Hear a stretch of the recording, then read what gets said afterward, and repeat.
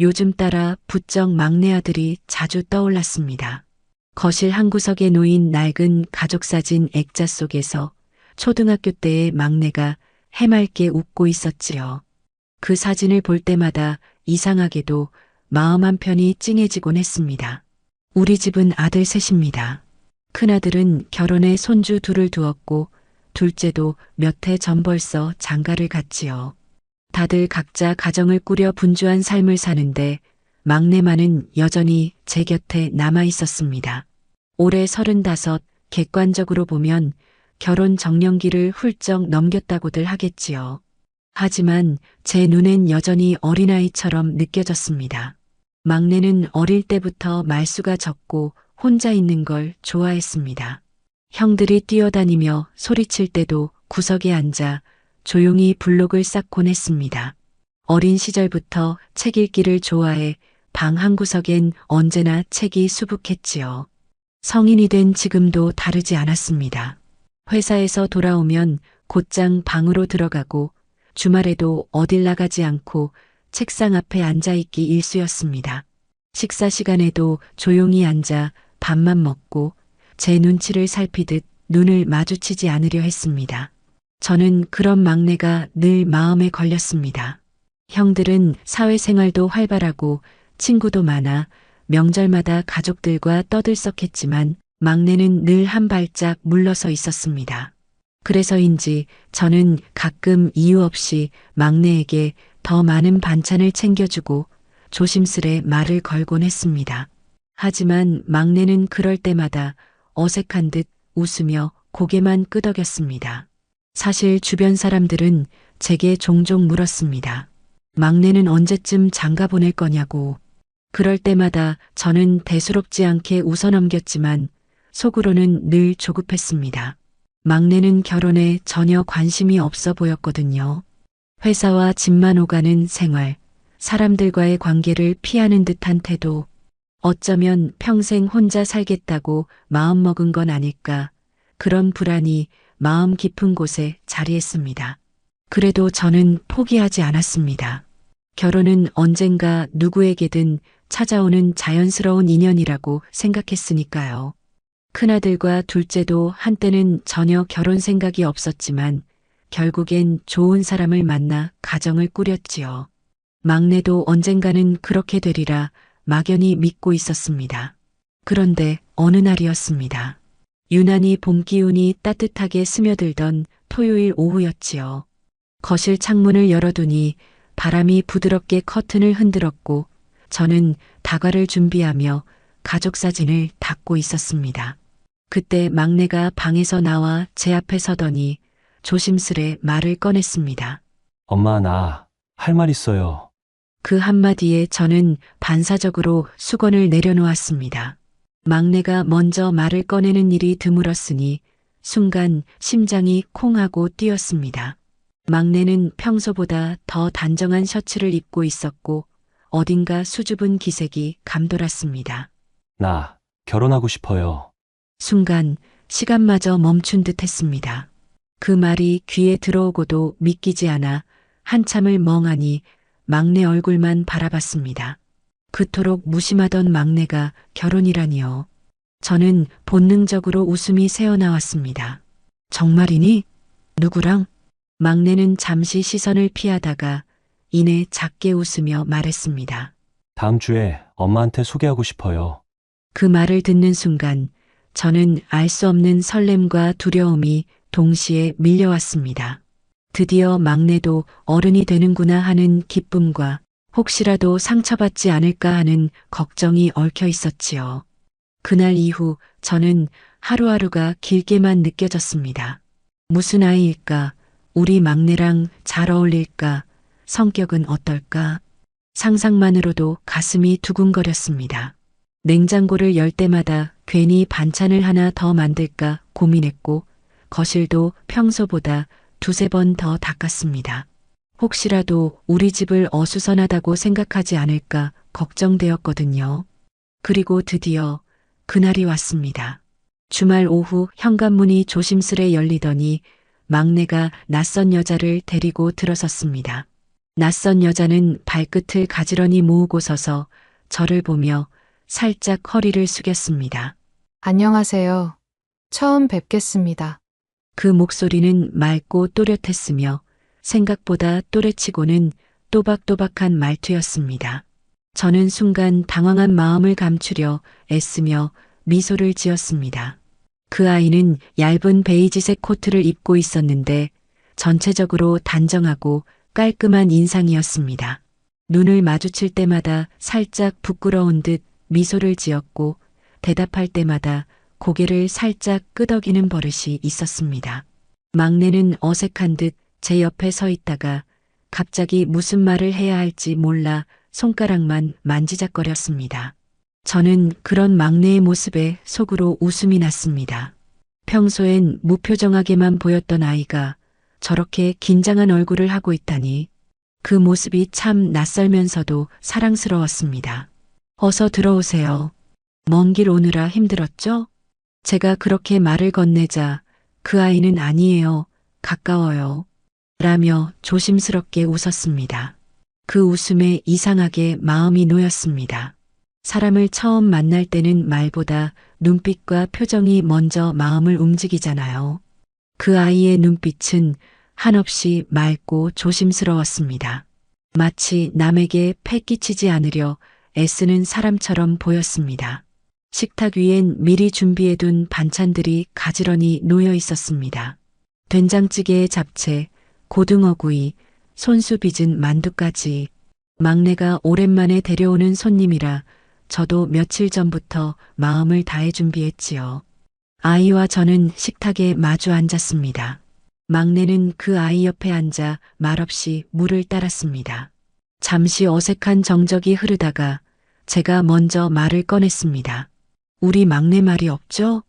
그러자 그 아이는 눈웃음을 지으며 고개를 끄덕였습니다. 네, 근데 그게 오히려 좋아요. 조용하고 성실해 보여서요. 그 한마디에 제 마음이 사르르 녹았습니다. 막내를 오랫동안 지켜본 사람만이 할 수 있는 말 같았거든요. 막내는 그 말을 듣자 얼굴이 조금 붉어졌습니다. 저는 그런 둘의 모습을 보며 오랜만에 안심이라는 감정을 느꼈습니다. 식사가 시작되자 그 아이는 젓가락을 들기 전 꼭 한마디씩 했습니다. 이거 정말 맛있어 보여요. 정성이 느껴져요. 그런 말들을 들을 때마다 괜히 부끄러우면서도 기분이 좋아졌습니다. 막내는 평소에도 음식에 대해선 한마디도 하지 않거든요. 그래서인지 제 손맛을 이렇게 인정해주는 사람이 있다는 것만으로도 이 아이가 벌써 고맙게 느껴졌습니다. 식사를 마친 뒤 저는 차를 내오며 슬쩍 물었습니다. 혹시 부모님은 뭐 하세요? 그 아이는 잠시 멈칫하더니 곧 또박또박 대답했습니다. 어머니는 집에서 생활하시고 아버지는 해외에 계세요. 파견 근무 중이셔서요. 저는 그 말을 듣고 고개를 끄덕였습니다. 해외 파견 근무라면 얼마나 바쁘고 힘들까 싶어 괜스레 측은한 마음이 들기도 했습니다. 딸의 중요한 순간들을 곁에서 함께하지 못하는 마음이 얼마나 허전할까 싶었거든요. 막내는 그동안 그 아이의 가족 이야기를 단 한마디도 하지 않았습니다.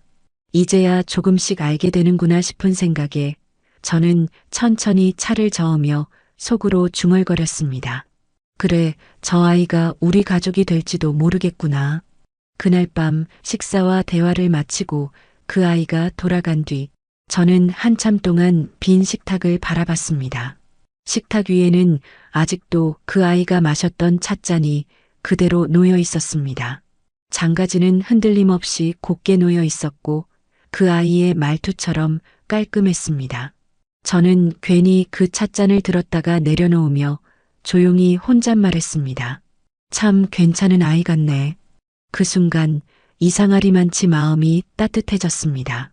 막내의 앞날에 대해 처음으로 기대라는 감정을 품은 날이기도 했습니다. 그 아이가 돌아간 뒤 며칠 동안 저는 마음이 참 분주했습니다. 식탁에 앉아 있어도 마음이 딴 데 가 있고 TV를 켜놓고서도 내용은 귀에 들어오지 않았습니다.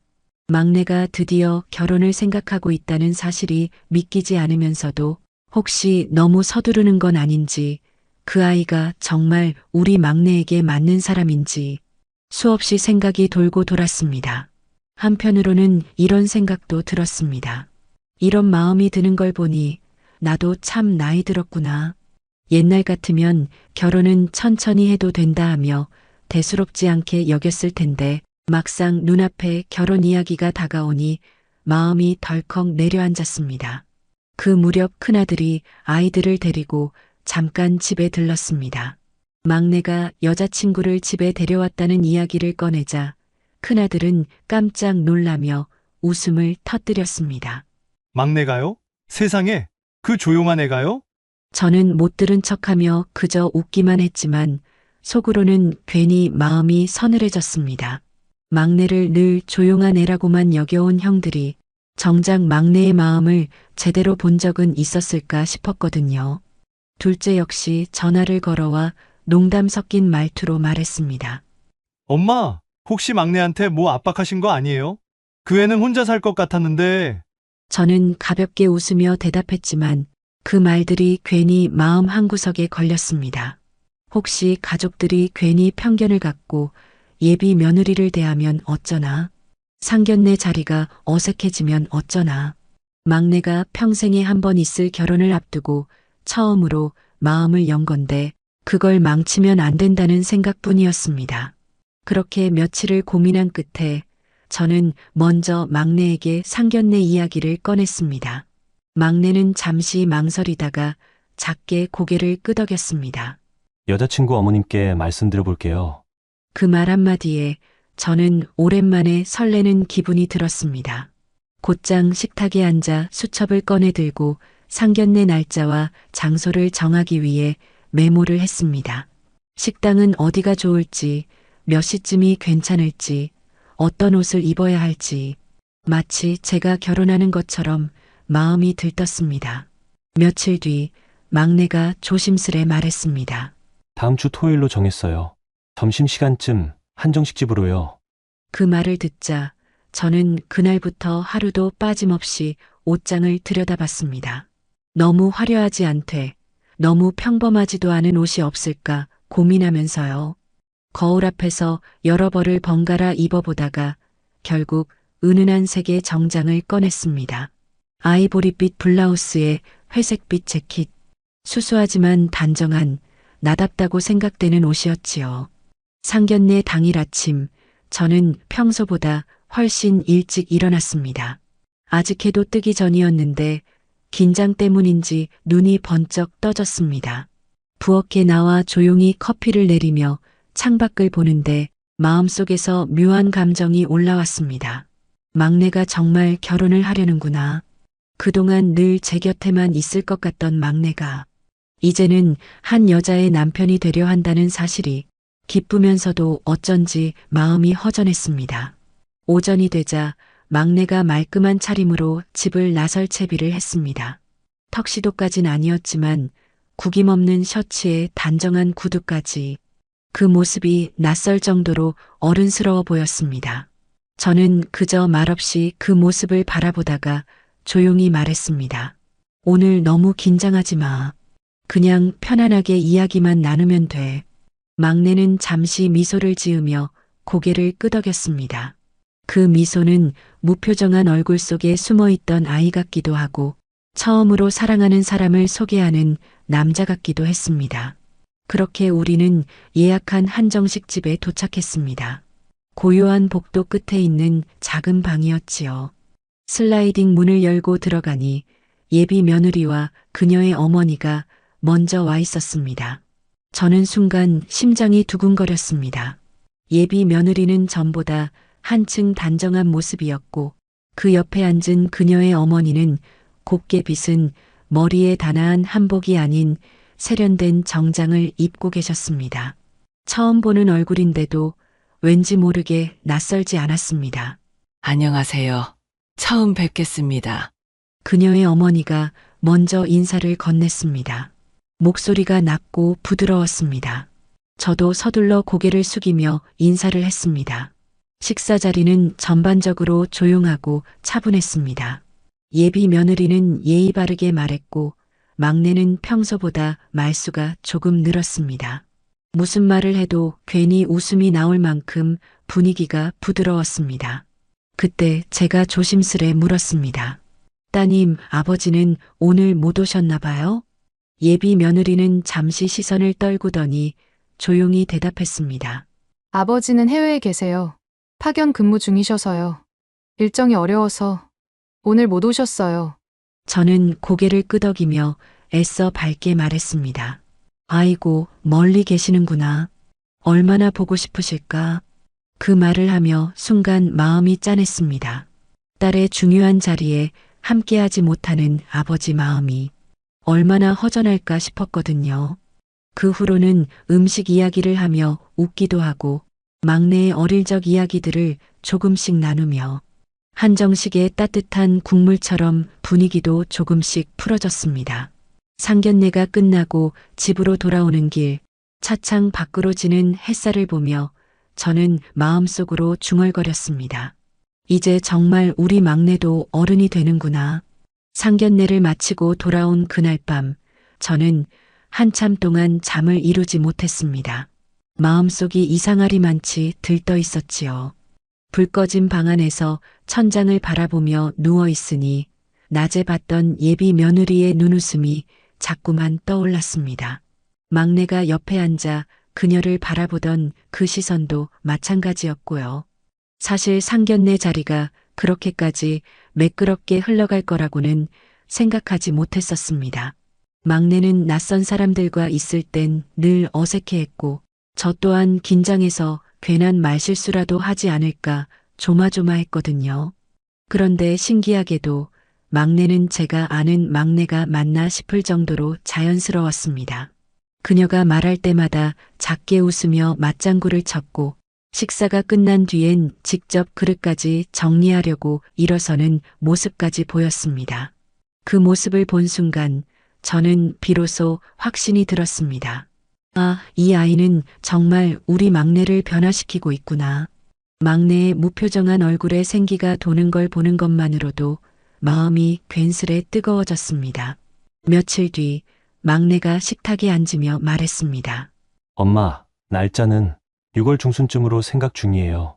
저는 수저를 놓고 한참을 바라보다가 조심스럽게 물었습니다. 벌써 그렇게 구체적으로 이야기 나왔니? 막내는 고개를 끄덕였습니다. 그 표정은 오래 고민한 사람의 표정이었고 저는 그 순간 정말로 막내가 어른이 되었음을 실감했습니다. 평생 저만 바라볼 것 같던 아이가 이제는 누군가를 향해 걷고 있다는 사실이 기쁘면서도 묘하게 서글펐습니다. 그날 이후 결혼 준비 이야기가 본격적으로 오가기 시작했습니다. 예식장을 알아봐야 하고 신혼집도 구해야 하고 양가 부모님 상견례 사진도 찍어야 한다고 했습니다. 저는 낯설지만 기꺼이 발 벗고 나섰습니다. 막내가 처음으로 인생의 큰일을 준비하는데 어머니인 제가 도와주지 않으면 누가 도와주겠나 싶은 마음이었지요. 그 무렵 예비 며느리와도 자연스레 연락이 오가기 시작했습니다. 막내가 바쁠 때 대신 제가 의견을 전해주기도 하고 예복 투어를 함께 가기로 한 날에는 아침부터 설레는 마음으로 옷장 문을 열었습니다. 그녀는 언제나 시간에 맞춰 도착했고 늘 정중한 말투로 저를 대했습니다. 한 번은 함께 예식장을 보러 갔을 때였습니다. 분홍빛 조명이 은은한 홀 안을 둘러보며 그녀가 제게 말했습니다. 어머니는 어떤 분위기가 좋으세요? 저는 너무 화려한 것보다는 따뜻한 쪽이 좋아요. 그 말이 어찌나 고맙던지요. 요즘 젊은 아이들은 다들 자기 스타일만 고집한다고들 하잖아요. 그런데 그녀는 제 의견을 먼저 물어와 주었습니다. 저는 그 한마디에 괜히 마음이 놓였습니다. 이 아이는 우리 가족과 조화를 이루려는 마음이 있구나 하고요. 하지만 한편으로는 작은 불안도 있었습니다. 막내가 너무 빠르게 모든 걸 진행하는 듯 했거든요. 데이트를 오래 한 것도 아니고 서로를 아는 기간도 길지 않았는데 벌써 예식장과 신혼집을 알아본다는 게 한편으론 너무 성급하지 않나 싶은 생각이 들었습니다. 밤마다 부엌불을 꺼두고 혼자 앉아 있으면 그런 생각들이 조용히 스며들었습니다. 혹시라도 결혼 후 서로 성격이 맞지 않아 힘들어지면 어쩌나, 혹시 그녀가 우리 막내의 고유한 성향을 버거워하진 않을까? 이제야 조금씩 활짝 피어나려는 막내가 결혼이라는 현실 앞에서 상처라도 입을까봐 그게 제일 두려웠습니다. 그래서일까요? 저는 자꾸만 그녀를 더 알고 싶어졌습니다. 좋고 나쁨을 따지려는 마음이 아니라 정말 이 아이가 어떤 사람인지 알고 싶었습니다. 막내의 삶에 깊숙이 들어올 사람이니, 저 또한 그 삶의 일부가 될 사람이니 알아두어야 한다는 생각이 들었지요.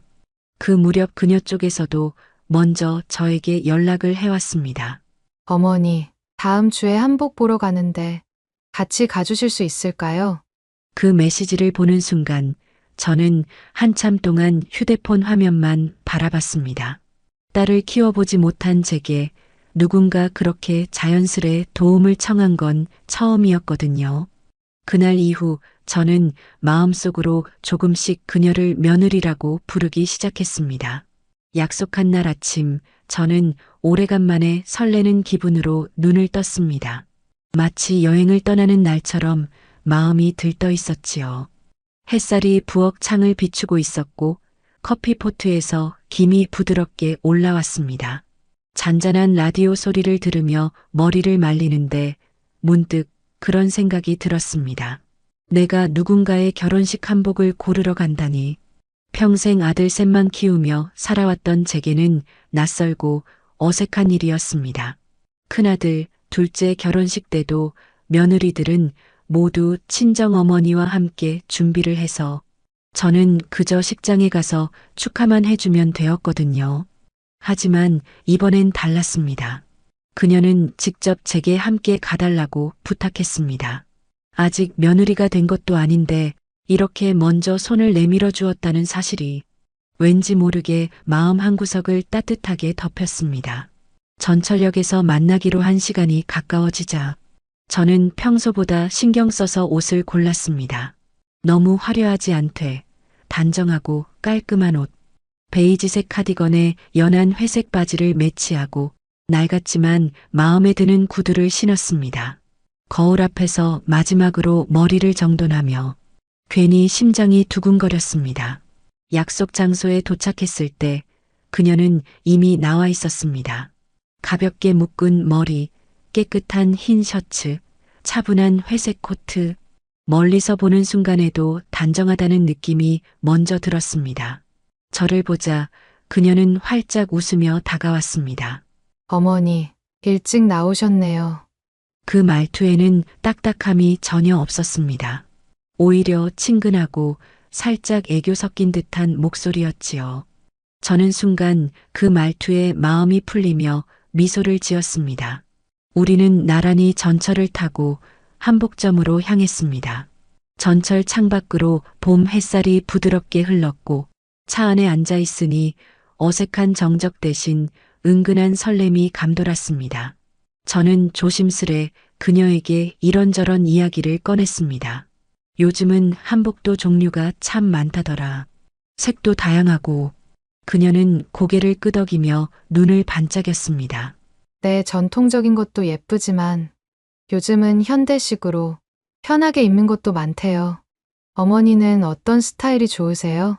저는 잠시 생각하다가 조심스럽게 대답했습니다. 글쎄, 너무 화려한 건 좀 그렇고 단정하면서 은은한 색이 좋더라.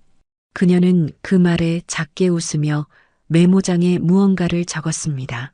그럼 그런 쪽으로 먼저 보여달라고 할게요. 그 순간 이상하게 가슴이 뭉클해졌습니다. 이 아이는 자기 옷을 고르러 가는 길에도 제 취향을 먼저 생각해주고 있구나 싶었거든요. 한복점에 도착하자 실내에는 은은한 향이 감돌았습니다. 선반 위엔 고운 빛깔의 비단천들이 차곡차곡 놓여 있었고 유리 진열장엔 고운 놀이개들이 반짝이고 있었습니다. 직원이 다가와 여러 벌의 한복을 펼쳐 보였고 그녀는 조심스레 손끝으로 천을 쓸어보았습니다. 와, 정말 곱다. 그녀의 목소리는 낮고 경이로웠습니다. 첫 번째로 입어본 한복은 옅은 분홍빛이었습니다. 그녀가 탈의실에서 나와 거울 앞에 서자 순간 저도 모르게 숨이 멎는 듯 했습니다. 부드러운 색감이 그녀의 맑은 얼굴과 잘 어울렸고 거울 속 그녀는 더없이 단아하고 고왔습니다. 직원이 거울을 돌려 보여주며 묻자 그녀는 곧장 제 쪽을 바라보았습니다. 어머니, 어떠세요? 그 눈빛엔 진심 어린 물음이 담겨 있었습니다. 자신을 꾸미는 순간에도 제 의견을 제일 먼저 듣고 싶다는 듯한 눈빛. 저는 한참 동안 말을 잇지 못하다가 조금 떨리는 목소리로 말했습니다. 참 예쁘다. 내가 참 예쁘게 컸구나. 그 말이 입 밖으로 나오자 제 스스로도 놀랄 만큼 목이 메었습니다. 내 딸도 아닌데 왜 이렇게 뭉클한 걸까 싶었습니다. 하지만 곧 알 것 같았습니다. 이제 이 아이는 정말 우리 가족이 되려 하고 있구나. 그녀는 수줍게 웃으며 고개를 숙였습니다. 그 순간 낯선 사이였던 그녀가 처음으로 며느리라는 단어로 제 마음속에 들어왔습니다. 한복점에서 몇 벌을 입어본 끝에 그녀는 옅은 연분홍 저고리에 은은한 회색빛 치마가 어우러진 한 벌을 골랐습니다. 너무 화려하지 않으면서도 은근히 고운 기품이 묻어나는 색감이었지요. 직원이 포장을 마치는 동안 그녀는 옆에서 제게 살짝 웃으며 말했습니다. 어머니랑 같이 보니까 훨씬 마음이 놓여요. 혼자였으면 뭘 골라야 할지 몰라서 한참 헤맸을 것 같아요. 그 말에 저는 순간 가슴이 찌르르해졌습니다. 늘 혼자서 모든 걸 척척 해낼 것만 같던 아이가 이렇게 솔직하게 제게 의지해주는 모습이 낯설면서도 참 고마웠습니다. 마치 정말 제 딸아이 같았습니다. 한복점을 나서니 어느새 오후 햇살이 거리를 비추고 있었습니다. 점심을 먹지 않은 게 생각나 저는 조심스레 제안을 했습니다. 근처에 국수가 아주 맛있는 집이 있다는데 같이 갈래요? 그녀는 기쁜 듯 고개를 끄덕였습니다. 좋아요. 저 사실 아침부터 너무 떨려서 밥도 못 먹었어요. 우리는 나란히 걸어 작은 국수집에 들어섰습니다. 나무 간판이 걸린 오래된 가게였는데 안에는 따뜻한 육수 향이 그득했고 작은 테이블마다 조용한 이야기들이 오가고 있었습니다. 우리는 창가 자리에 마주 앉았습니다. 주문한 잔치국수가 나오기 전까지 잠시 조용한 시간이 흘렀습니다. 그녀는 한복 고른 영수증을 가방에 넣으며 살짝 숨을 고르는 듯 보였습니다. 그 모습이 왠지 모르게 애틋했습니다. 저는 그 고요한 틈을 놓치지 않고 조심스럽게 말을 꺼냈습니다. 부모님은 딸 보내는 마음이 어떠실까 모르겠다. 나는 아들 셋을 키워서 그런지 누군가의 딸을 맡는다는 게 아직도 실감이 안 나네. 그녀는 잠시 미소를 지으며 국물 수증기를 바라보다가 작게 고개를 끄덕였습니다. 엄마는 많이 아쉬워하세요. 사실 저 혼자 있는 걸 더 좋아하셔서 결혼도 늦게 하라고 하셨거든요. 그런데 제가 갑자기 결혼하겠다고 하니까 기쁘시면서도 많이 허전하신가 봐요. 그 말에 저는 가슴 한구석이 서늘해졌습니다. 어쩐지 그녀의 어머니가 상견례 자리에서 유독 조용하고 차분하셨던 이유를 알 것 같았습니다. 자신의 곁을 떠날 딸을 붙잡고 싶은 마음을 애써 억누르고 있었던 건 아닐까 싶었습니다. 국수가 나왔습니다. 김이 모락모락 올라오는 그릇을 서로 밀어주며 우리는 자연스럽게 웃었습니다. 긴장이 풀리니 저는 괜스레 그녀의 어릴 적 이야기가 궁금해졌습니다. 어릴 때는 어떤 아이였어요? 그녀는 수줍게 웃으며 젓가락을 멈췄습니다. 혼자서 그림 그리거나 책 읽는 걸 좋아했어요. 시끄러운 걸 잘 못 견뎌서 친구들 사이에서 조용한 애로 불렸어요. 그 말을 듣는 순간 저는 피식 웃음이 났습니다.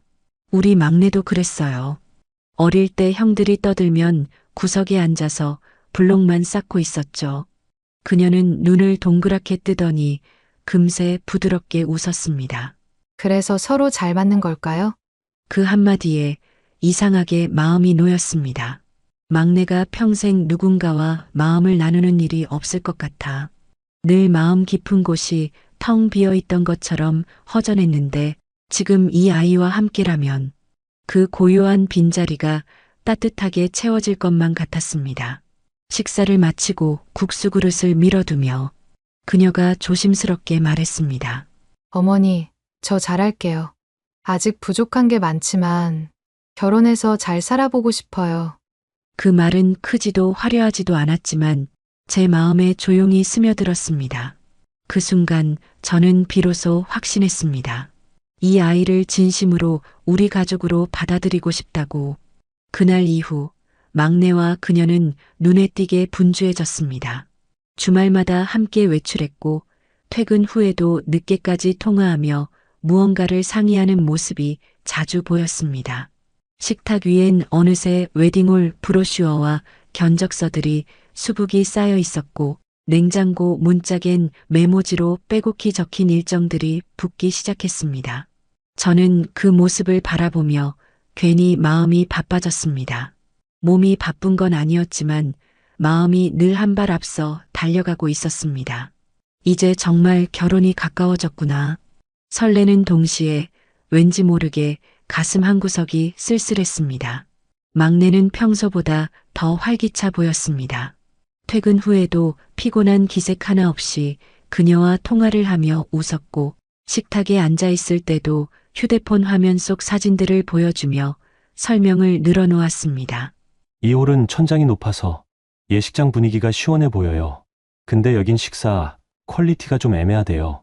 저는 그저 고개를 끄덕이며 듣고 있었지만 한편으로는 이런 생각이 들었습니다. 막내가 이렇게 열정적으로 무언가를 준비하는 모습을 태어나 처음 보는 것 같다고요. 어릴 적부터 무슨 일이든 조심스럽게 신중하게 움직이던 아이였는데 지금은 마치 새로운 세상으로 달려나가는 사람 같았습니다. 며칠 후 막내가 저를 불렀습니다. 엄마, 이번 주에 같이 웨딩홀 보러 가실래요? 여자친구 부모님은 바쁘셔서 못 오신대요. 그 말에 저는 마음이 조금 복잡해졌습니다. 이제 정말 본격적으로 시작되는구나 싶은 설렘과 혹시라도 제가 괜히 실수를 해 분위기를 흐리면 어쩌나 하는 긴장감이 뒤섞였습니다. 그 주 토요일 우리는 예식장 두 곳을 둘러봤습니다. 하얗게 꾸며진 로비에는 신부 대기실에서 웃고 있는 예비 신부들의 사진이 전시되어 있었고 넓은 홀에는 샹들리에가 반짝였습니다. 저는 처음에는 그저 낯설기만 했는데 시간이 지날수록 막내가 점점 더 멀어지는 것 같은 묘한 감정이 밀려왔습니다. 이제 정말 내 손을 완전히 놓는구나. 그녀는 제 의견을 묻기도 했습니다. 어머니는 어떤 분위기가 더 좋으세요? 첫 번째 홀이 나을까요? 두 번째 홀이 나을까요? 저는 애써 밝게 웃으며 대답했습니다. 내가 예쁘게 보일 수 있는 곳이면 어디든 괜찮지. 하지만 마음속에서는 작은 불안이 피어올랐습니다. 결혼식 준비가 눈 깜짝할 새에 진행되는 것 같았거든요. 막내가 충분히 고민하고 있는 걸까? 서로를 충분히 알고 결정하는 걸까? 혹시라도 너무 빨라서 나중에 후회하는 일은 없을까? 그런 생각들이 저를 밤마다 잠 못 들게 만들었습니다. 결국 예식장을 확정짓고 계약을 마치던 날, 저는 이상하게도 홀가분함보다 공허함이 먼저 찾아왔습니다. 막내는 계약서를 챙기며 들뜬 목소리로 그녀와 통화했고, 저는 홀 구석에 놓인 대기용 의자에 앉아 잠시 멍하니 그들을 바라봤습니다. 그 후로는 청첩장 준비가 이어졌습니다. 막내는 그녀와 함께 디자인을 고르고 문구를 쓰고 직접 손으로 한 장 한 장 주소를 적었습니다. 거실 식탁 위에 종이봉투와 도장이 쌓여 있었고 밤마다 두 사람이 도란도란 이야기를 나누며 청첩장을 접는 소리가 들렸습니다. 그 모습이 참 다정하고 예뻐 보이면서도 이상하게 마음 한쪽이 서늘했습니다. 이제 곧 저 아이는 제 품을 완전히 떠나겠구나. 이제는 제 일상이 아니라 누군가의 일상이 될 테니까요. 저는 그럴수록 더 조심스러워졌습니다. 혹시라도 사소한 말 한마디로 이 분위기를 흐릴까봐 웬만하면 말을 아꼈습니다. 그저 뒤에서 조용히 지켜보며 필요한 일만 챙겼습니다. 결혼식장에 넣을 가족 속의 사진을 준비하고 하객 명단을 정리하고 축의금 봉투를 미리 챙겨두는 일들, 작지만 해줄 수 있는 일들을 하나씩 해나가며 마음을 달래려 애썼습니다. 하지만 밤에 불을 끄고 누우면 이상하게도 마음 한구석에 작은 두려움이 피어올랐습니다. 막내가 앞으로 어떤 가정을 꾸릴지, 그녀와 정말 잘 맞는 사람들인지, 혹시라도 언젠가 서로를 힘들게 하게 되진 않을지, 그 두려움은 소리 없이 찾아와 한밤중 천장을 바라보는 제 시선을 오래 붙잡곤 했습니다. 결혼식 당일 아침, 저는 해가 뜨기도 전부터 눈을 떴습니다. 아직 집안은 고요했지만 제 마음은 이미 분주히 움직이고 있었습니다. 커튼 사이로 비치는 새벽빛을 바라보다가 한참 동안 멍하니 앉아 있었습니다. 이날이 정말 올 줄은 사실 실감하지 못했거든요.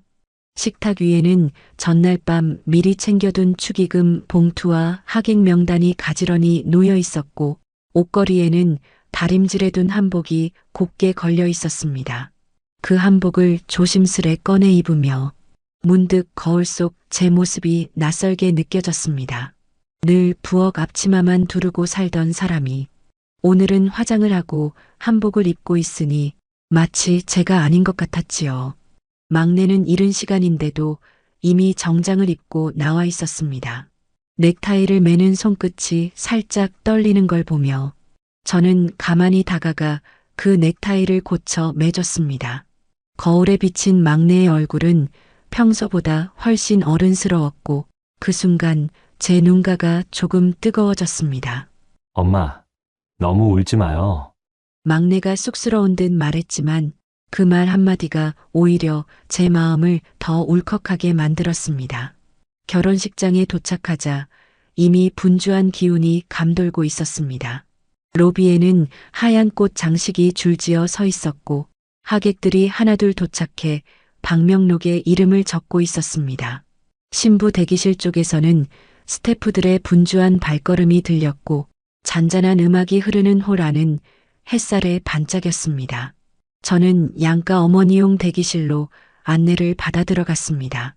그녀의 어머니가 먼저 와 계셨습니다. 고운 연회색 정장을 입고 계셨는데 눈가에 살짝 긴장한 기색이 보였습니다. 우리는 서로 조심스레 인사를 나눴습니다. 말없이 고개를 숙이며 미소를 지었지만 서로의 눈빛 속엔 알 수 없는 감정들이 교차했습니다. 잠시 후 예식 진행자가 찾아와 리허설 순서를 안내해 주었습니다. 사회자, 행진 순서, 양가 부모님 입장 타이밍까지 하나하나 설명이 이어졌습니다. 저는 머리로는 이해하면서도 마음은 계속 먼 곳에 떠 있는 것 같았습니다. 지금 내가 뭘 하고 있는 걸까? 정말 우리 막내 결혼식이 맞나? 현실 같지 않은 기분이 계속 들었습니다. 드디어 예식이 시작되었습니다. 잔잔한 음악과 함께 사회자의 목소리가 울려 퍼졌고 양가 어머니의 입장 순서가 되었습니다. 사회자의 목소리가 잔잔히 흐르며 두 아이가 단상 위에서 서로의 눈을 바라보던 바로 그때였습니다. 김문석 씨, 당신을 체포합니다. 갑작스럽게 울려 퍼진 낯선 남자의 고함에 순간 모든 소리가 꺼진 듯 했습니다. 식장 출입문 쪽에서 검은 정장을 입은 경찰관들이 빠르게 들어왔습니다. 그 소리에 모두의 고개가 일제히 돌아갔고 순식간에 웅성거림이 퍼져나갔습니다. 처음엔 누군가 장난을 치는 건가 싶었습니다. 결혼식장에서 경찰이 들어오다니 그런 일은 TV 속에서나 있을 법한 일이었으니까요. 그런데 경찰 2명이 곧장 하객석 한쪽을 향해 다가갔습니다. 사람들이 저절로 자리를 비켰고 그 틈 사이로 중후한 회색 정장을 입은 한 남자가 굳은 표정으로 앉아 있었습니다. 경찰이 그를 붙잡자 그제야 사람들 사이에서 숨죽인 탄식이 새어나왔습니다. 그때였습니다. 아빠! 우리 아빠예요! 이게 무슨 짓이에요? 단상 위에서 갑자기 신부가 다급히 소리쳤습니다. 그녀의 목소리는 떨렸고 눈이 커다랗게 흔들리고 있었습니다. 면사포 아래로 굵은 눈물이 한 방울 떨어졌습니다. 순간 식장 전체가 얼어붙은 듯 정적에 잠겼습니다. 경찰은 차가운 목소리로 말했습니다. 김문석 씨, 당신을 횡령 및 배임 혐의로 긴급 체포합니다. 그 말이 울려 퍼지는 순간 제 가슴 속에서 뭔가가 무너져 내리는 소리가 들렸습니다. 숨조차 제대로 쉬어지지 않았습니다. 하객들은 서로를 바라보며 웅성거렸고 누군가는 조용히 입을 막았고 누군가는 휴대폰을 움켜쥐고 고개를 떨궜습니다. 축복과 웃음이 가득하던 공기가 한순간에 얼음처럼 차갑게 식어버렸습니다. 신부는 그 자리에서 발을 떼지 못한 채 떨고 있었습니다. 막내는 굳은 얼굴로 그녀를 바라봤지만 무엇을 해야 할지 몰라 눈만 흔들리고 있었습니다. 저는 손수건을 꽉 움켜쥔 채 한 걸음도 움직일 수 없었습니다. 심장이 쿵쿵거리며 귀까지 울렸습니다. 잠시 후 경찰들이 그 남자를 양팔로 붙잡아 끌고 나갔습니다. 식장의 문이 쾅 닫히자 그제야 모두의 시선이 다시 단상 위의 두 아이로 향했습니다. 그러나 축하의 눈빛은 어디에도 없었습니다. 혼란과 안타까움 그리고 당혹만이 남아 있었습니다. 신부는 결국 눈물을 터뜨렸습니다. 단상을 뛰어내리듯 내려가더니 신부 대기실로 달려 들어가 버렸습니다. 면사포가 흘러내리며 바닥에 질질 끌렸고 그녀의 뒷모습은 절망 그 자체였습니다. 막내는 잠시 멍하니 서 있다가 이내 저를 향해 돌아섰습니다. 말은 하지 않았지만 그 눈빛엔 어떡하죠라는 절규가 담겨 있었습니다. 저는 떨리는 다리를 이끌고 신부 대기실 앞으로 갔습니다. 문 안에서는 흐느끼는 울음소리가 들렸습니다. 그녀는 면사포를 벗어 손에 움켜쥔 채 숨이 막힐 듯 울고 있었습니다. 저 결혼식 못해요. 아버지한테 가야 해요. 그녀의 목소리는 찢어질 듯 떨렸습니다. 저는 아무 말도 할 수 없었습니다. 그녀의 고통과 막내의 충격, 모든 것이 한순간에 무너져 내리는 걸 지켜보는 기분이었습니다. 결국 우리는 사회자에게 조심스레 말을 전했습니다. 오늘 결혼식은 더는 진행하지 못할 것 같습니다. 사회자는 잠시 말을 잃더니 마이크를 잡고 조용히 안내했습니다. 죄송합니다. 오늘 예식은 부득이한 사정으로 중단됩니다. 그 말이 울려 퍼지자 식장 전체가 깊은 정적에 잠겼습니다. 하객들은 당황한 얼굴로 서로를 바라보다가 조심스레 일어나 나가기 시작했습니다. 축하 꽃길은 그대로였지만 그 위를 걷는 발걸음엔 기쁨이 없었습니다. 막내는 하객들을 배웅하러 가지 못한 채 대기실 앞에 주저앉아 있었습니다. 얼굴빛은 창백했고 눈은 멍했습니다. 저는 그런 막내를 붙잡지도 못한 채 그저 옆에 조용히 앉아 있었습니다. 이렇게 결혼식은 끝나버렸습니다.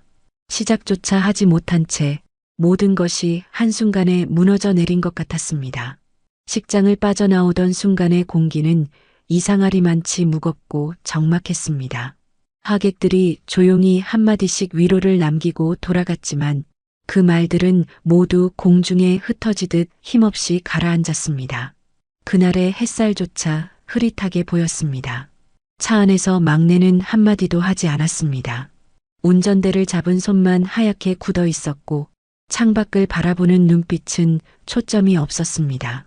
저는 무슨 말을 꺼내야 할지 몰라 조심스럽게 손을 무릎 위에 모은 채 그대로 앉아 있었습니다.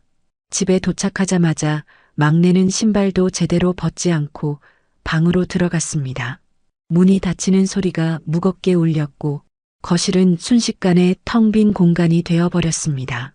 식탁 위에 놓인 축의금, 봉투들과 이름표, 포장도 뜯지 않은 답례품 상자들이 이제는 다 부질없어 보였습니다. 얼마나 지났을까 막내가 다시 방에서 나왔습니다. 눈은 충혈되어 있었고 목소리는 메마른 종이처럼 건조했습니다. 저 경찰서 다녀올게요. 그 한마디만 남기고 막내는 곧장 나갔습니다. 저는 붙잡지도 못한 채 현관문이 닫히는 소리를 멍하니 듣고만 있었습니다. 그날 저녁 막내가 돌아왔을 때 하루 종일 흐리지도 않던 하늘에서 비가 조용히 내리고 있었습니다. 막내의 어깨에는 빗방울이 수없이 맺혀 있었지만 그보다 더 무거워 보이는 건 그의 눈빛이었습니다. 현관에 들어서자마자 막내는 구겨진 와이셔츠를 그대로 입은 채 식탁에 앉았습니다. 한참 동안 아무 말도 하지 않더니 마치 기계처럼 낮고 건조한 목소리로 말했습니다. 아버님이 파견 나가 있는 게 아니었대요. 도망 중이었대요. 수배 중이었고 경찰한테 쫓기고 있었다고 해요. 그 말이 조용히 떨어지는 순간 공기가 완전히 멈춘 것 같았습니다. 저는 손에 쥔 수건을 무릎 위로 떨어뜨렸지만 줍지도 못한 채 그대로 굳어 있었습니다. 막내는 한참 동안 고개를 떨군 채 말을 잇지 못했습니다. 그의 어깨가 아주 천천히 그러나 분명히 내려앉는 게 보였습니다. 결혼 준비를 하며 단 한 번도 흐트러지지 않았던 아이였는데 지금은 마치 꺼져가는 불씨처럼 힘이 없었습니다. 그녀한테 물어봤어요. 처음 만났을 때부터 알고 있었냐고. 그랬더니 알고 있었대요. 근데 말하면 자기를 떠날까봐 끝까지 말 못했다고. 막내는 그 말을 하며 비로소 얼굴을 감쌌습니다. 손가락 사이로 낮고 눌린 울음소리가 새어나왔습니다. 저한테 한마디도 안 했어요. 아무 말도. 저는 자리에서 천천히 일어나 막내 옆으로 갔습니다. 하지만 아무 말도 할 수 없었습니다. 무슨 위로를 건넨들 닿지 않을 거라는 걸 너무도 잘 알았기 때문입니다. 식탁 위에 떨어진 물방울이 막내의 눈물인지 빗물이 묻은 건지 알 수 없을 만큼 조용히 번지고 있었습니다. 그날 밤 막내는 결국 방으로 들어가 불도 켜지 않은 채 그대로 누웠습니다. 문틈 사이로 흐릿한 실루엣만 보였고 방 안은 너무 조용해서 오히려 숨막히는 듯 했습니다. 저는 거실 소파에 앉아 한참 동안 등을 꼿꼿이 세운 채로 그 문을 바라보고만 있었습니다. 머릿속엔 수없이 많은 생각이 얽혔지만 단 하나도 똑바로 잡히지 않았습니다. 그저 우리 막내의 마음이 산산조각 난 채로 바닥에 흩어져 있다는 사실만이 눈앞에 선명했습니다. 그날 밤 이후 집안에는 깊은 침묵이 내려앉았습니다. 새벽이 오고 아침이 밝아도 그 침묵은 조금도 옅어지지 않았습니다. 막내는 방에서 거의 나오지 않았습니다. 문을 열어보면 커튼은 굳게 닫혀 있었고 바깥빛이 하나도 들어오지 않는 방 안에 그저 이불만 흐트러져 있었습니다. 아침밥을 차려놓아도 그대로 식었고 점심쯤 되어 간신히 한두 입 뜨는 걸로 하루를 버텼습니다. 말도 거의 하지 않았습니다. 무엇을 물어도 짧은 대답 한마디만 돌아왔고 그마저도 들릴 듯 말 듯한 목소리였습니다. 예전엔 무표정한 얼굴 속에도 작게나마 웃음기가 스며 있었는데 이제는 그마저 완전히 사라진 듯 했습니다. 눈빛이 비어 있었고 움직임조차 느릿했습니다. 마치 안에서 모든 기운이 빠져나간 사람 같았습니다. 저는 처음엔 말을 건넸습니다. 밖에 좀 나가볼래? 산책이라도 잠깐 하자. 내가 좋아하던 국 끓여놨는데. 하지만 막내는 그럴 때마다 조용히 고개만 저었습니다. 무언가를 거부하는 게 아니라 그럴 힘조차 남아있지 않은 사람처럼 저는 서서히 입을 닫게 되었습니다. 괜히 말 한마디가 이 아이의 마지막 남은 힘마저 부서뜨릴까봐 부엌에서 작은 소리조차 내지 않으려 애썼습니다. TV도 켜지 않았고 휴대폰 진동도 꺼두었습니다. 그저 방 문틈 아래로 새어나오는 작은 움직임 소리 하나에만 귀를 기울이며 조용히 하루를 보냈습니다. 밤이면 막내의 방문 앞에 가만히 서 있었습니다. 귀를 대보면 가끔 아주 미약하게 뒤척이는 소리가 들렸습니다. 그 소리에 안도하면서도 왜인지 모르게 눈물이 올라오곤 했습니다. 이 아이가 지금 얼마나 깊은 곳에서 무너져 있는지 제가 감히 헤아릴 수조차 없다는 생각이 들었습니다. 이틀째 되던 날 밤 저는 결국 조심스레 문을 열었습니다. 방 안에는 여전히 불이 꺼져 있었고 막내는 이불을 머리끝까지 뒤집어 쓴 채 옆으로 몸을 웅크리고 있었습니다. 그 모습은 마치 한참 전 어린 시절 낯선 세상에 겁먹어 숨어있던 그 아이 그대로였습니다. 저는 아무 말 없이 천천히 이불 끝을 살짝 쓸어내렸습니다. 막내의 머리카락 사이로 축축하게 젖은 눈가가 살짝 보였습니다. 순간 제 목구멍이 꽉 막혔지만 애써 참으며 아주 조심스럽게 말했습니다. 괜찮아, 괜찮아질 거야. 지금은 그냥 이렇게 있어도 돼. 막내는 대답하지 않았습니다. 하지만 아주 작게, 정말 미세하게 이불 속 어깨가 한번 떨리는 게 느껴졌습니다. 그 작은 떨림이 마치 바다 끝에서 올라오는 신호 같았습니다. 이 아이가 아직 완전히 무너지진 않았다는, 아직 제 손이 닿는 곳에 있다는 신호. 저는 그 옆에 조용히 앉아 아무 말도 하지 않고 한참 동안 등을 쓰다듬었습니다. 그로부터 사흘쯤 지났을 무렵이었습니다. 막내의 방 문틈으로 처음으로 희미한 빛이 새어나오기 시작했습니다. 며칠 동안 어둠 속에만 있던 아이가 처음으로 스탠드 불을 켠 것이었습니다. 그날 아침 막내는 아주 조심스레 부엌으로 나왔습니다. 헝클어진 머리에 창백한 얼굴이었지만 두 손에 빈 컵을 들고 서 있는 모습이 괜스레 반가워서 저는 서둘러 말을 건넸습니다. 커피 줄까? 내가 좋아하던 걸로 내려줄게. 막내는 잠시 멈칫하다가 아주 작게 고개를 끄덕였습니다. 그 한 번의 끄덕임이 얼마나 귀한지 그 순간 저는 뼈저리게 느꼈습니다. 식탁에 마주 앉았지만 막내는 여전히 말이 없었습니다. 커피잔을 두 손으로 감싼 채 천천히 식탁 무늬를 바라보고만 있었습니다. 그러다 불쑥 낮고 잠긴 목소리로 말했습니다. 왜 말 안 했을까요? 그 사람 처음부터 알았대요. 아버지가 수배 중인 거. 그 말 끝에 막내는 이를 악물듯 입술을 꼭 다물었습니다. 눈동자 속에 잠시 스치는 분노가 보였습니다. 저는 조심스럽게 숨을 골랐습니다. 너한테 미안했을 거야.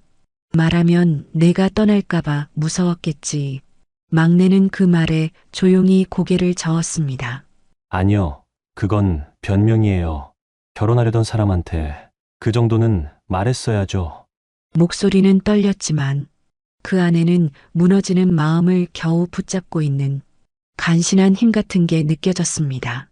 그날 이후 막내는 조금씩 방 밖으로 나왔습니다. 아침이면 억지로라도 씻었고 점심때쯤엔 간단히 밥을 먹었습니다. 하지만 그 모든 동작들이 어디선가 고장난 시계를 억지로 돌리는 것처럼 부자연스럽고 버거워 보였습니다. 한 번은 현관에 놓인 운동화를 오래 바라보다가 결국 다시 방으로 들어가기도 했습니다. 밖으로 나가고 싶지만 나가면 세상 모두가 자신을 알 것만 같다는 그런 두려움이 묻어 있었습니다. 밤에는 종종 거실로 나와 소파에 앉아 멍하니 텔레비전을 켰지만 시선은 화면이 아니라 그저 허공에 머물러 있었습니다. 저는 그런 막내를 멀찍이서 지켜보았습니다. 가까이 가면 다시 무너져 버릴까봐 조금이라도 숨 돌릴 공간을 주고 싶어서. 그런데 막내는 어느 순간 작게 한숨을 내쉬더니 이렇게 말했습니다. 그 사람 지금 교도소에 있대요. 구속됐대요. 그 말에는 분노도 슬픔도 아닌 그저 지독한 허무만이 묻어 있었습니다. 마치 자신이 쏟아온 모든 시간이 하루아침에 먼지가 된 것처럼 저는 아무 말 없이 식탁 위에 놓인 막내의 빈 컵을 조용히 치웠습니다. 이 아이는 지금 어떤 위로도 듣고 싶어 하지 않는다는 걸 이제는 알 것 같았습니다. 지금 이 아이에게 필요한 건 무언가를 바꾸려는 말이 아니라 그저 곁에 누군가 조용히 있어주는 것이라는 걸요. 그날 저녁 막내는 오랜만에 방에서 나와 식탁에 마주 앉았습니다. 저녁을 먹자는 말은 하지 않았지만 스스로 자리를 잡은 것만으로도 저는 숨을 죽이고 마음을 다잡았습니다. 거실 조명 아래 막내의 얼굴은 며칠 전보다 훨씬 말라 보였습니다. 턱선이 뚜렷해졌고 눈 밑에는 짙은 그늘이 드리워져 있었습니다. 그 아이가 이렇게까지 지쳐 보인 적은 살면서 한 번도 없었습니다. 한참 동안 아무 말도 하지 않던 막내가 숟가락을 내려놓으며 낮게 말했습니다. 엄마, 저 결혼 안 하려고요. 그 말은 무겁게 식탁 위로 떨어졌습니다. 순간 공기가 한순간에 멎는 듯 했습니다. 저는 본능적으로 숨을 들이마셨지만 목구멍이 막혀서 아무 말도 나오지 않았습니다. 막내는 시선을 들지 않고 말을 이었습니다. 아무리 생각해도 안 될 것 같아요. 그 사람 아버지가 문제라서가 아니에요. 그 사실을 저한테 숨겼다는 게 그게 자꾸 머릿속을 떠나질 않아요. 그 말에 저는 조용히 눈을 감았습니다. 막내의 목소리는 떨림없이 담담했지만 그 담담함이 오히려 깊은 상처를 감추고 있다는 걸 너무도 잘 알 수 있었습니다. 저 계속 생각했어요. 만약 결혼하고 나서 이런 일이 생겼으면 전 아무 말도 못하고 그냥 참고 살았을지도 몰라요. 근데 시작도 하기 전에 이런 일이 생기니까 모든 게 한순간에 무너져 버렸어요. 막내는 마치 오래 연습한 대사처럼 한마디 한마디 또박또박 말했지만 그 손끝은 미세하게 떨리고 있었습니다. 저는 그 손을 잠시 바라보다가 천천히 손등 위에 제 손을 얹었습니다. 말은 하지 않았습니다. 지금 이 아이가 원하는 건 이해하려는 말보다 그저 묵묵히 옆에 있어주는 것이라는 걸 알았기 때문입니다. 막내는 한참 동안 제 손을 바라보다가 작게 한숨을 내쉬었습니다. 결혼식장에서 그 사람 울던 얼굴이 계속 떠올라요. 근데 이상하게 미안하다는 생각보다 먼저 화가 났어요. 왜 나한테 한마디도 안 했냐고, 왜 끝까지 숨기기만 했냐고. 그 목소리 속엔 슬픔보다 깊은 배신감이 더 짙게 깔려 있었습니다. 저는 조심스럽게 고개를 끄덕였습니다. 내 마음 이해해. 결혼은 서로를 믿고 시작하는 거잖니. 그 믿음이 처음부터 무너졌으니 그런 마음 드는 게 당연하지. 막내는 그 말에 대답하지 않았지만 그저 아주 천천히 무너진 어깨를 조금 내려놓는 듯 했습니다. 식탁 위에 놓인 찬밥이 점점 식어갔고 거실엔 다시 조용한 숨소리만 남았습니다. 그날 밤 막내는 방으로 들어가기 전 처음으로 제 쪽을 바라보며 말했습니다. 엄마, 미안해요. 이렇게 돼버려서. 저는 고개를 저으며 아주 작게 대답했습니다. 미안할 게 어딨니? 내가 행복한 길 찾는 게 제일 중요하지. 그 말에 막내는 잠시 눈을 감더니 아주 천천히 방문을 닫았습니다. 문이 닫히는 소리는 유난히 조용했지만 그 안에 실린 무게는 참으로 컸습니다. 막내가 결혼을 하지 않겠다고 말한 그날 이후 집안의 시간은 눈에 보이지 않게 무너져 내렸습니다. 아침에도 낮에도 밤에도 어디선가 시계 초침 소리는 들리는데 그 소리에 맞춰 움직이는 사람은 아무도 없는 듯 했습니다. 막내는 하루 종일 방에 머물렀습니다. 출근을 하지 않았고 휴대전화도 꺼두었습니다. 부재중 전화와 문자 알림이 한동안 쌓이다가 어느 순간부턴 아예 멈췄습니다. 사람들이 그 아이를 조심스럽게 놓아버린 것 같았습니다. 방 문틈으로 보면 막내는 책상에 앉아 있거나 침대에 누워 천장을 멍하니 바라보곤 했습니다. 무언가를 하려는 기색조차 없었습니다. 밥을 먹자고 불러도 대답은 없었고 식탁에 국을 올려두면 한참 후 그릇만 조용히 싱크대에 놓여 있었습니다. 저는 점점 말수를 줄여갔습니다. 아무리 말을 건네도 막내의 눈빛은 저를 통과해 멀리 사라지는 것 같았기 때문입니다. 그 눈빛은 비어 있었고 무언가를 보고 있어도 아무것도 보지 못하는 눈 같았습니다. 밤이면 더욱 괴로웠습니다. 불 꺼진 거실에서 막내 방문을 바라보며 앉아 있노라면 가끔 아주 작게 눌러 삼키는 듯한 숨소리가 들려왔습니다. 울음인지 한숨인지 분간할 수 없는 소리였습니다. 그 소리에 가슴이 조여들었지만 문을 두드리지 못했습니다. 지금은 어떤 말도 위로가 되지 않을 거라는 걸 저는 이미 알고 있었기 때문입니다. 어쩌다 마주쳐도 막내는 예전의 그 아이가 아니었습니다. 아침에 물 한 잔을 들고 나와도 말없이 입술만 적시고 다시 들어갔고, 거실을 지나며 눈이 마주쳐도 고개를 돌리며 천천히 발걸음을 옮겼습니다. 그 모습은 마치 이 집안에서 점점 색이 바래지는 사람 같았습니다. 과거엔 제가 부르는 이름 하나에 눈을 반짝이던 아이였는데 지금은 이름을 불러도 아무런 반응조차 돌아오지 않았습니다. 저는 부엌에 앉아 그 아이가 어릴 적 쓰던 공책들을 꺼내보곤 했습니다. 서툰 글씨로 적힌 꿈, 덜그럭거리는 손으로 그린 그림들, 거기엔 여전히 생기가 있었는데 지금 눈앞의 막내에게서는 그 어떤 빛도 찾을 수 없었습니다. 그걸 바라보며 저는 몇 번이고 스스로를 다그쳤습니다. 지금은 기다려야 해. 억지로 끌어내려 하면 더 깊이 가라앉을 거야. 그렇게 수없이 되뇌었지만 밤마다 무릎 위에 손을 올리고 앉아 있으면 자꾸만 눈물이 고였습니다. 저는 평생 아이들을 지켜내며 살아왔다고 믿었는데 지금 제 눈앞에서 서서히 무너지는 막내를 그저 바라만 보고 있는 자신이 너무 무력하게 느껴졌습니다. 그렇게 무채색 같은 날들이 이어지던 어느 저녁이었습니다. 그날도 막내는 하루 종일 방에 틀어박혀 있다가 늦은 밤 부엌에 불이 모두 꺼진 뒤에야 거실로 조용히 나왔습니다. 저는 소파에 앉아 책을 펼쳐놓은 채 눈으로는 글자를 따라가면서도 머릿속엔 온통 막내 생각뿐이었습니다. 작은 움직임 소리에도 신경이 곤두서 있었지요. 막내는 조심스레 물 한 잔을 따라 마셨습니다. 그 한 모금을 삼키기까지 유난히 오래 걸리는 것처럼 보였습니다. 잔을 내려놓는 소리가 유리 위에 맺힌 물방울처럼 작게 울렸습니다. 그러더니 막내가 불현듯 입을 열었습니다. 엄마, 저 외국에 나가보려고요. 그 말에 저는 책장을 넘기던 손을 멈췄습니다. 순간 시간이 한순간에 멈춘 것 같았습니다. 막내는 제 쪽을 보지 않고 식탁 위에 두 손을 가지런히 놓은 채 조용히 말을 이었습니다. 여기서는 숨이 안 쉬어져요. 모든 게 다 그날에 멈춰 있는 것 같고 매일 아침 눈 뜨면 그날이 다시 시작되는 기분이에요. 그래서 그냥 다 새로 시작하고 싶어요.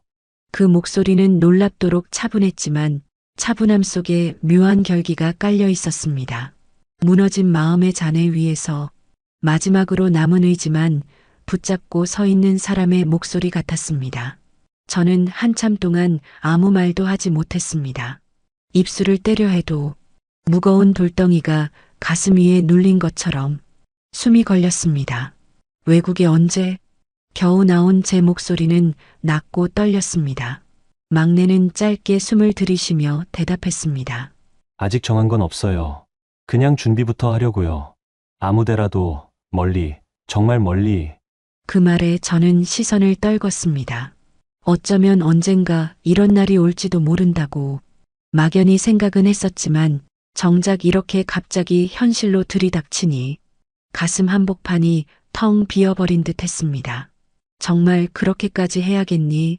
저는 간신히 말을 꺼냈지만 그 말은 너무 작고 힘없이 흩어졌습니다. 막내는 그 말에 고개를 아주 천천히 저었습니다. 엄마, 미안해요. 근데 여기 있으면 저 진짜로 무너질 것 같아요. 그 한마디에 저는 끝내 아무 대답도 하지 못했습니다. 그저 조용히 고개를 끄덕였습니다. 막내의 눈빛엔 슬픔도 분노도 아닌 오직 탈출하고 싶다는 절박함만 남아 있었기 때문입니다. 그날 밤 막내는 방으로 돌아갔고 저는 소파에 앉은 채 한참 동안 움직이지 못했습니다. 창밖엔 봄비가 내리고 있었지만 그 빗소리가 마치 멀어져가는 막내의 발자국 소리처럼 들렸습니다. 그날 이후 막내는 서서히 움직이기 시작했습니다. 며칠 동안은 다시 방 안에만 머무르더니 어느 날 아침부터 노트북을 켜고 무언가를 조용히 검색하기 시작했습니다. 처음엔 그저 무심히 지켜보다가 화면 구석에 뜬 낯선 영어 문장들을 보고서야 저는 깨달았습니다. 이 아이가 정말 떠날 준비를 하고 있구나. 막내는 하루 종일 책상에 앉아 있었습니다. 유학원 사이트를 들여다보고 지원 가능한 학교들을 메모지에 빼곡히 적었고 서류를 준비하기 위한 목록들을 정리했습니다. 작은 스탠드 불빛 아래 막내의 뒷모습은 전에 없이 집중해 있었지만 그 집중에는 설렘보다 절박함이 더 짙게 묻어 있었습니다. 방 한쪽엔 오래 쓰던 캐리어가 꺼내져 있었습니다. 그 위에 차곡차곡 쌓여가는 영문 서류들과 여권 복사본, 그리고 그 옆에 놓인 낡은 여권 지갑 하나. 그 물건들이 하나씩 늘어날수록 제 가슴 속에서는 묵직한 돌덩이가 조금씩 커져갔습니다. 저는 일부러 아무 말도 하지 않았습니다. 붙잡으면 무너질 것 같았고 반대하면 완전히 잃을 것 같았습니다. 그저 부엌에서 조용히 밥을 지으며 막내의 방 안에서 들려오는 키보드 소리를 들었습니다. 그 소리가 어쩐지 점점 멀어지는 기차의 바퀴 소리처럼 들렸습니다. 며칠 후 막내는 서류 봉투를 하나 들고 나갔습니다. 유학원에 상담 예약을 했다고 했습니다. 그 말을 하면서도 눈을 마주치지 않았습니다. 저는 그저 고개만 끄덕였습니다. 입을 열면 마음이 무너져 내릴까봐 숨조차 최대한 억눌렀습니다. 밤이 되자 막내가 돌아왔습니다. 방에 들어가기 전 거실에 잠시 서서 말했습니다. 아직 정해진 건 없어요. 근데 시작은 해야 할 것 같아요. 하루라도 빨리 여길 떠나야 살 것 같아요. 그 말은 낮았지만 묘하게 단단했습니다. 저는 천천히 고개를 끄덕였습니다. 그래, 내가 살 수 있는 길을 찾아야지. 거기가 어디든 살아야 하니까. 막내는 그 말에 아주 작게 숨을 내쉬며 처음으로 제 얼굴을 바라봤습니다. 그 눈빛엔 여전히 슬픔이 남아 있었지만 그 슬픔 너머에 아주 희미한 빛 같은 것이 조심스럽게 피어오르고 있었습니다. 그날 밤 저는 방 한구석에 놓인 막내의 캐리어를 한참 동안 바라보다가 조용히 다가가 지퍼를 닫아주었습니다. 그 순간 문득 실감이 났습니다. 이 아이는 곧 제 곁을 떠나겠구나. 이제는 품에서 완전히 놓아줘야 할 때가 오고 있구나. 그 사실을 인정하는데 참 오래 걸렸습니다. 가슴이 저미고 손끝이 떨렸지만 저는 마음속으로 조용히 말했습니다. 그래, 가거라. 멀리 가더라도 부디 살아남아다오. 출국일은 생각보다 빨리 다가왔습니다. 하루하루가 바람에 쓸려가는 낙엽처럼 소리 없이 지나갔습니다. 막내는 더 이상 방에만 틀어박혀 있지 않았습니다. 아침이면 일어나 부엌에서 간단히 아침을 먹고 방으로 돌아가 책상에 앉아 서류를 확인했습니다. 옷장을 열어 입을 옷과 가져갈 물건들을 하나하나 꺼내 침대 위에 가지런히 놓았습니다. 캐리어는 어느새 반쯤 차 있었습니다. 그 안에는 옷 몇 벌, 서류 봉투, 그리고 예전에 형들이 여행 갈 때 쓰고 남긴 작은 카메라 하나가 조심스럽게 들어 있었습니다. 모두 다 챙긴 것 같으면서도 한없이 부족해 보이는 짐이었습니다. 저는 그 옆에서 묵묵히 상자를 정리해주며 괜히 이런 말을 했습니다. 이건 필요 없지 않니? 무거우면 힘들 텐데. 막내는 잠시 멈칫하더니 작게 웃으며 고개를 저었습니다. 아니요, 가져갈래요. 엄마, 냄새 나는 거니까요. 그 한마디에 가슴이 저릿했습니다. 그 아이의 눈빛엔 아직도 작은 아이의 그림자가 남아 있었습니다. 출국 하루 전날 밤 막내는 거실에 나와 제 옆에 앉았습니다. 우린 아무 말 없이 오래 앉아 있었습니다. 창밖엔 가을비가 잔잔히 내렸고 그 소리가 마치 우리 둘만의 작별 인사처럼 들렸습니다. 막내가 조심스럽게 말했습니다. 엄마, 제가 돌아올 때쯤이면 지금보다 나은 사람이 돼 있을까요? 저는 천천히 고개를 끄덕였습니다. 그럼 너는 늘 한 걸음씩 나아가는 아이였잖니. 멀리 가더라도 내가 너 자신을 잃지 않으면 반드시 더 나은 모습으로 돌아올 거야. 막내는 한참 동안 제 말을 듣고 있다가 작게 고개를 숙이며 대답했습니다. 네. 다음 날 새벽 막내는 조용히 캐리어를 끌고 현관에 섰습니다. 신발을 신는 손이 아주 조금 떨렸지만 그 떨림 속엔 결심이 서려 있었습니다. 저는 현관 앞까지 따라가 그 아이의 어깨를 한번 꼭 안아주었습니다. 오랜 세월 제 곁에 있던 채훈이 이제는 제 품을 떠나려 하고 있었습니다. 건강하게만 지내다오. 행복하라는 말은 나중에 할게.